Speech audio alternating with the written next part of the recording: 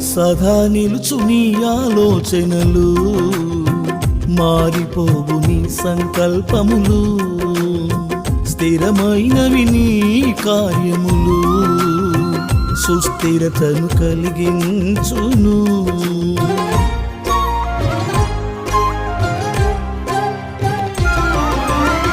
సదా నిలుచు నీ ఆలోచనలు, మారిపోవు నీ సంకల్పములు, స్థిరమైనవి నీ కార్యములు, సుస్థిరతను కలిగించును.